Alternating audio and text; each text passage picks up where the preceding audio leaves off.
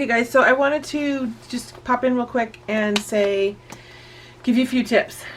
Now, I'm going to do it before you guys see the video. Here's the finished piece.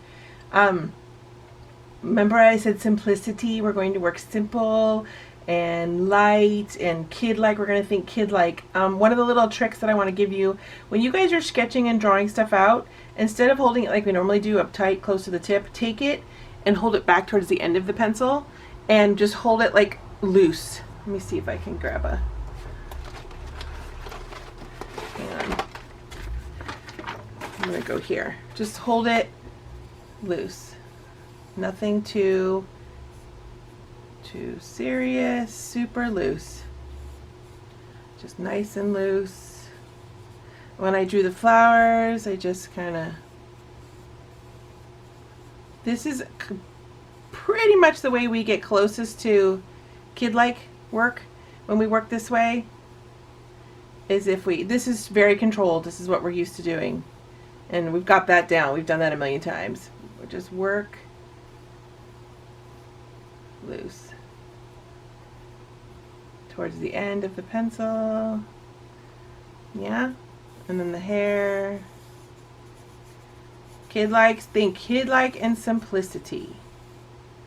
See, I was just starting. I was working loose, but see how I flipped it from here to here? This gives me way more control when I tucked it in there. Even though I was further back, I still have more control, and that's just habit. So that's why I wanted to come on and say something to you guys and give you this little tip beforehand. Holding it very loose, okay? Back of the pencil, holding it loose. Don't grip, even if the back, I mean, you can, of course, but if the goal is to do work on something like this that I just created, that's how you do it. You work nice and loose. Okay? All right. Have fun, guys. Bye. Hi, guys. Okay, so this is technically supposed to be my 4th week for mixed media for my How To Tuesday series, but I kind of hinted at it last week. I'm not sure if I'm going to stop just yet, so it might be going longer than just the 4 weeks. And honestly, I'm okay with that. I think everybody's having a good time and enjoying themselves and learning new things that they didn't know they wanted to know, or that they wanted to learn or be part of. I'm seeing over and over again on my group on Next Generation Art on Facebook that people have never done mixed media before and have been tempted because of these videos and are actually discovering that it's something that they're thoroughly enjoying. And I really believe that I think it's the freedom of mixed media. It's not so concise and so perfect, and there's nothing wrong with working concise and perfect and being controlled, because there's a place for everything, all styles, all mediums of artwork, and in artwork. But there's something about mixed media. There's just the freedom that comes along with it. So I'm going to keep going until I decide to change. So I'm glad that you're here, and I just wanted to go over a quick rundown of what we're going to do, or what I'm going to use for this. Maybe some of it, maybe not all of it. I might add new stuff in through the video, and I'll put that in the description. But before I get over or go do an overview here, I'd just like to say thank you for being here. Thank you for once again joining me on this How To Tuesday series. I'm having so much fun. If you're new to my channel and you'd like to keep up with the How To Tuesday series, please subscribe. Hit the subscribe button, and also the bell, and share. The more you share, the more love gets out there, and the more joy I get to spread out into the world with my artwork. And yeah, so let's get started. I'm going to once again use my Artistico 100% cotton hot press paper. Works amazingly for mixed media work. Takes all kinds of glue and paint and water and more glue and paint and water, all that kind of stuff. I have my pan pastels with this little tool here, this guy right here, this little tool, and you rub it in, you add it to your work, and you add some extra depth, which I love. I'm not entirely sure I'm going to use these a lot. This is my new color water-soluble crayons. There is, I don't think I've shown this completely. There's one tray. There's 2 tray, and then there's 3 tray. So you can see why I'm kind of obsessed and why I use them often, because the colors are insanely cool.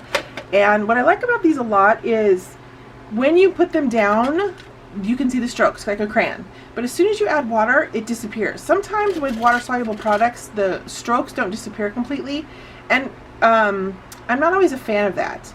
But I can also choose to have the strokes remain. So I get a choice. It's my choice. It's not the product's choice that decides how it's going to stay. It's me that gets to choose it. So I really, really, really love these. If you've never tried the Neocolor Caran d'Ache crayons, I would suggest getting a small tin. Just a small selection like the primary colors. I think they have like 12 and 24 or whatever. They're not crazy expensive. I get them on Amazon. I think they're worth the try. I really think they're worth the try, especially if you're new to mixed, even if you're not new to mixed media, but if you are new to mixed media, they're a very cool medium that goes across the board with any kind of mixed media that you do, any kind. So I highly recommend these. I'm not sure how much I'm going to use them this time, maybe a couple colors. I'm also going to once again use my Pitt pastels. They're Faber-Castell pastel chalk pencils. So much fun. I love them because I get, again, I really like to manipulate my materials, my mediums. I don't like my mediums to control the show. So I work with things, I'm just realizing that now kind of. I work with things that I have the say over and not it has the say over it. Maybe there's a bit of a control freak in me in there, you know. Mixed media is free and loose, but the control freak in me kind of still hangs out, I guess. The Derwent XL Graphite, XL is for extra large graphite chalk. Probably use one of these two. I've said before, I haven't used these too much because they really have a big, bright sheen on them. They're graphite, and I don't really like the sheen so much. I like more of the matte. These are all have a sheen, but for some reason these don't really get super shiny when you lay them down. So yeah, so I may or may not use those, but I pulled them out just in case. You'll see too if I do. I have my brayer. I don't have a lot of paint. All I'm going to work with is my gesso, my white gesso, and maybe some Neocolor, and some, with my marks, when I start making marks on my work, I'll use the Uniposca paint pens, all different sizes and colors. I'm kind of decided to do, let me do this first. And then I have some charcoal, I have soft and hard leads charcoal, and then I have my book pages and music sheets. And then this is for charcoal to soften out the edges and blend it through and stuff. I don't know about you, but I'm kind of obsessed with kid art. I mean, I've been a teacher for kids and adults for so long, over 20 years. And when I teach kid art, I get so excited and inspired because, first of all, talk about freedom. They just draw whatever pops into their head and it's down. They don't have any judging. They don't care about what it looks like. They just are about having fun. You teach them what it is that they're supposed to know, and then they go wherever they go with it, and there's no judgment within. Of course, you have a handful of kids who are hard on themselves, and those are the ones that I love to work with the most because I like to see them, I like them to recognize that it's just art and it's meant to be expressive and fun, and there's no rules. That's the fun part, is that there's no rules. So that's the joy in that for me when working with kids. But also I love the simplicity, I'm going to use that word, of children's arts. And that is kind of where I'm going in the direction today, which is why I don't have a ton of medium. Again, some stuff might make its way in because I do change my mind as I work. But for the most part, I don't think so. I kind of have a plan. Yeah, so I'm excited. Yeah, and I don't know if I talked about this before. I have the palette, the disposable palette paper by CARSON. This is where I put all my paints and my glues and all that kind of stuff. I highly recommend. I use it. It takes so little, so I use it several times over. Doesn't seem super wasteful because I can use this probably 2 or 3 times, well, 3 or 4 times actually, different pieces when I'm working, because it goes pretty far. And it's not absorbent, so the mediums stay moist for the most part. They stay wet on this actual palette. Yeah, so you'll see. Again, not going to do a ton more talking other than this because I'm all about the art and getting into it. If you have any questions or comments, please put them in the description box of this video. I'm so excited. So yeah, oh, and I also am including my matte medium, Liquitex matte medium, to glue down my papers. There's going to be a lot of finger painting. I have a feeling. I'm going to work with the negative space in the kid art, I think. Like working with the kid art, the simplicity of the kid art, but I'm going to work in the negative space. I'm going to build up around my central image. yeah, and maybe use the background, kind of like I did the last one, and use the background to show, like, create the body and maybe the face and that kind of stuff. There'll still be some paint or medium over it, but I want this to shine through as well. I'm not sure though. That's the fun part, is I have an idea and we'll see where it goes. But this one is about simplicity, guys. I say that now, and then you know how we all do. We all get a little carried away and see, you know, get excited about it and just go with it, go for it. You gotta work intuitively. I'm all about working intuitively a lot, especially with mixed media. And if something is calling me, because Lord knows I have a lot of different supplies, if something's calling me to grab it, then I'm gonna grab it. Yeah, I'm gonna grab it and I'm gonna add it. But right now, this is my jumping off point. These mediums are my starting point. So, and I will put a link to all of this, except for the paper. Yeah, except for, I was just thinking, except for the paper, that's just dictionary paper and music sheets that I've had for, it feels like a million years. Book pages, that kind of stuff. But everything else, I'll put a link in the description box, okay? I love you guys. Thank you for being here. Thank you. Please remember to subscribe, like, and share. And also, join us over at Next Generation Art on Facebook. It's a closed group. Just to tell you really quick about it, it's a closed group. It is a place where the people who are in my group watch this video. I share all kinds of stuff. It's an educational group. It's a group about finding like-minded souls. It's a group for challenges. It's a group, I do a weekly prompt every Sunday of one of my original pieces, and people either copy it exactly or they tweak it and do whatever they want to make it their own. It's totally up to them. But it's over 2 years now I've had this group, and it's fantastic. It's one of my favorite places to be. So I would love to see you guys there. So join us over there, and I will also include a link for that as well in the description box. Okay, guys? Have fun. Remember, it's just art supplies. Have fun. It's just art supplies. Okay? Simplicity. Think simplicity. That's the word of the day. All right, guys. I love you. Take care. Bye.